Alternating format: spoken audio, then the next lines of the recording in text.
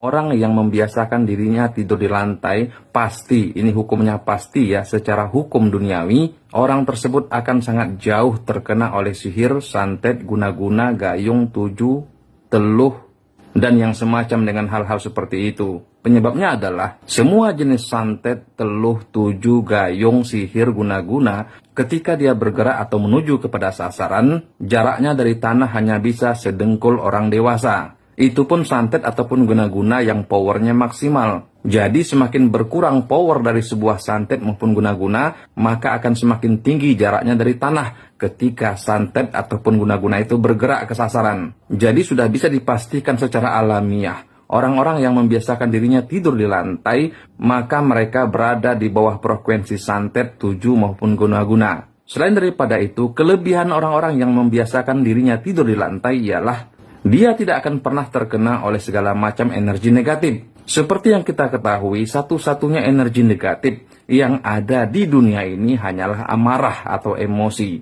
Bisa Anda bayangkan berapa juta manusia yang pada saat sekarang ini berada dalam keadaan emosi atau amarah. Nah, amarah yang berjuta-juta itu yang dikeluarkan oleh manusia pada hari ini, sifatnya tetaplah energi yang dikenal sebagai energi negatif. Dan apapun energi tidak bisa dihancurkan, begitulah sifat alamiahnya. Jadi dia hanya bisa diubah-ubah saja dari energi satu ke energi yang lainnya. Nah, energi marah yang berjuta-juta terkumpul saat ini di muka bumi, ketika menerpa atau melewati orang yang tidur di lantai, maka dia akan terserap ke bumi atau ke tanah. Karena tanah itu memiliki daya gravitasi. Semakin dekat sebuah benda jaraknya dengan tanah, maka akan semakin kuat daya gravitasi bumi itu. Nah, seperti yang sudah lama pula kita ketahui, bahwa tanah memiliki sifat pengubah. Bangkai yang busuk diubah oleh tanah menjadi pupuk. Nah, begitu pula yang terjadi pada energi marah. Ketika dia terserap oleh daya gravitasi bumi saat melintasi atau melewati tubuh orang yang tengah tidur,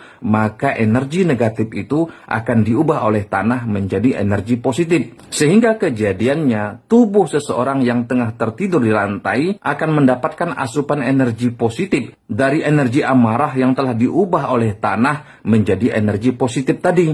Itulah yang menyebabkan orang-orang Jepang sangat jarang sekali yang mengalami stres. Karena kebiasaan mereka sejak dahulu kala selalu tidur di lantai. Walaupun menggunakan alas tikar ataupun kasur, itu pun kasurnya tipis sekali. Kelebihan kedua orang yang tidur di lantai adalah untuk menyambung tulang yang patah dan urat-urat saraf yang lemah. Kalau kelebihan yang kedua ini gampang sekali membuktikannya. Coba Anda patahkan 2 batang pohon kayu yang tengah tumbuh di halaman rumah Anda. Pilihlah yang kira-kira bisa Anda patahkan, jangan yang terlalu besar. Pohon yang pertama, posisi patahnya itu usahakanlah sedekat mungkin dengan tanah.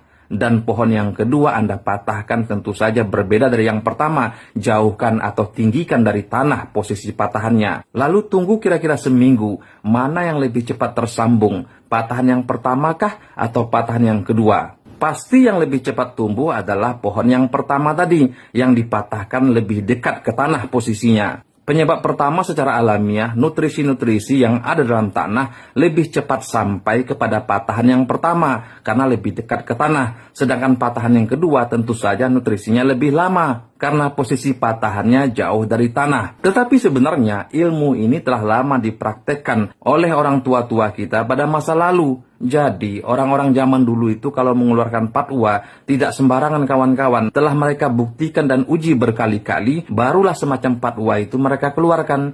Jadi ini sebenarnya ilmu alam kawan-kawan. Nah, dari pembuktian berulang-ulang inilah, orang tua-tua mengeluarkan fatwa bahwa jika mengalami patah tulang, sebaiknya tidurlah di lantai dekat dengan tanah. Karena dari ratusan uji coba, batang kayu yang dipatahkan posisinya dekat ke tanah lebih cepat tersambung daripada batang kayu yang dipatahkan posisinya jauh dari tanah. Kalau untuk membuktikan menyehatkan urat-urat yang lemah juga gampang pembuktiannya kawan-kawan. Kalau ini saya sendiri pernah mengalaminya. Dulu sewaktu di kampung, saya kan sering juga ikut kawan-kawan mencari kayu di hutan.